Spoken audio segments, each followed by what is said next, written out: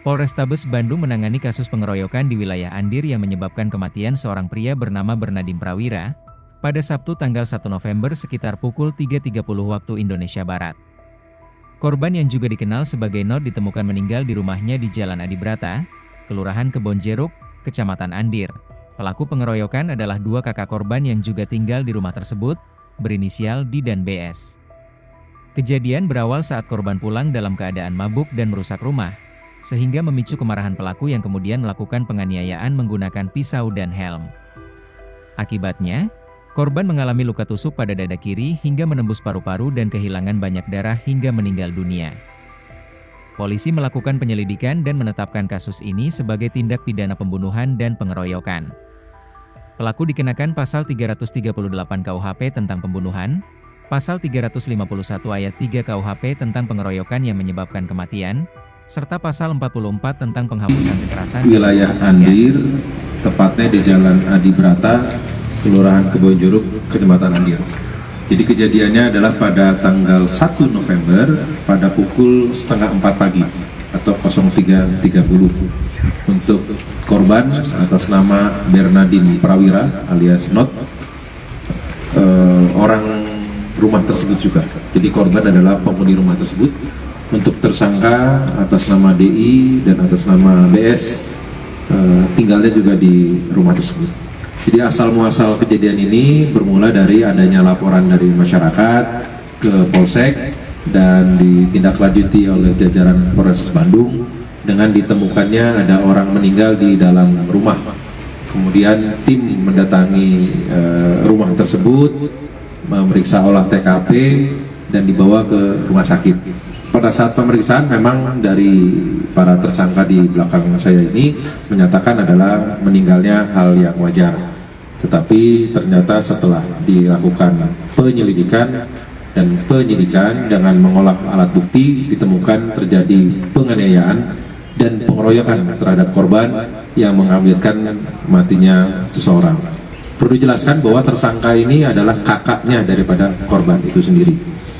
Jadi memang peristiwa ini terjadi karena korban pada pukul setengah 4 pagi pulang ke rumah dalam keadaan mabuk.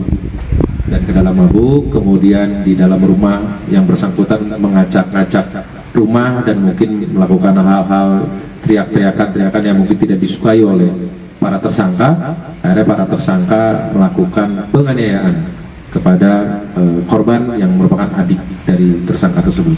Tapi ternyata pada saat melakukan penganiayaan, karena dilakukan dengan alat yang mematikan, yaitu ada pisau dan ada helm, itu jadi mengakibatkan kehabisan darah dan meninggal dunia. Sehingga dengan hal tersebut kami lakukan penyelidikan dan akhirnya kami putuskan bahwa ini adalah tindak pidana, bukan meninggal karena hal wajar. Dan setelah kita lakukan pemeriksaan, mulai dari pemeriksaan alat bukti, CCTV, dipastikan yang bersangkutan melakukan tindak pidana dan kita kenakan 4 pasal, yaitu pasal 44 tentang penghapusan kekerasan dalam rumah tangga, pasal 338 yaitu pembunuhan, dan 170 atau pengeroyokan yang menyebabkan matinya seorang, termasuk 351 ayat 3. Itu tadi motifnya. Para tersangka sudah tidak suka dengan korban karena sering pulang dalam keadaan mabuk. Jadi menurut versi ya, versi dari tersangka menyatakan bahwa korban sudah beberapa kali pulang ke rumah dalam keadaan mabuk. Sudah diingatkan, tapi mungkin pada saat kejadian tanggal 1 November tersebut, pada saat mabuk mungkin dari para tersangka sangat marah sehingga melakukan penganiayaan terhadap korban yang merupakan adiknya dan ternyata mengakibatkan meninggal dunia karena ada menggunakan pisau yang ternyata tertusuk kepada korban ya, sehingga korban kehabisan darah. Tusuknya di bagian mana? Jadi dia ada sebelah kiri menembus ke paru-paru. Kalau di rumah itu berapa orang? Kenapa? Di rumah itu ada berapa orang? 3 orang. Jadi kakak beradik ini tiga-tiganya satu rumah. Dan kalau pelakunya sempat lari apa ditangkap di mana? Jadi pelaku tidak lari. Jadi pada saat olah TKP kita datang ke sana hanya menyatakan bahwa ini meninggal jatuh ataupun wajar. Tapi kami tetap melaksanakan penyidikan, kami ambil CCTV dan ternyata setelah dibuktikan bukan meninggal wajar, tapi memang ada penganiayaan, walaupun memang ini adalah keluarganya sendiri, tetapi tetap ada tindak pidana di situ.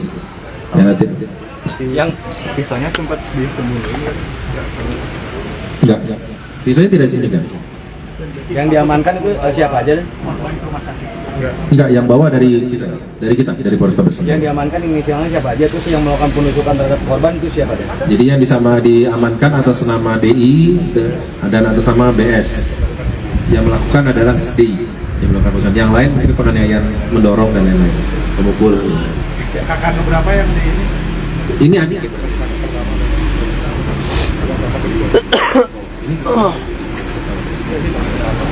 Jadi yang BS itu adalah kakak pertama, DI adalah kakak kedua, dan korban adiknya. Adik. Ancaman hukumannya? Jadi kita kenakan semua 3 pasal dengan ancaman pidana paling lama 9 tahun, 15 tahun kalau untuk di undang-undang RT. Yang paling tinggi kakak DRT adalah 15 tahun, sedangkan di 338 5 tahun, 15 tahun, dan untuk 351 7 tahun. Tapi kita ambil yang terberatnya. Ya. Oke? Oke. Ini pisau yang digunakan. Download Tribun X sekarang. Menghadirkan lokal menjadi Indonesia.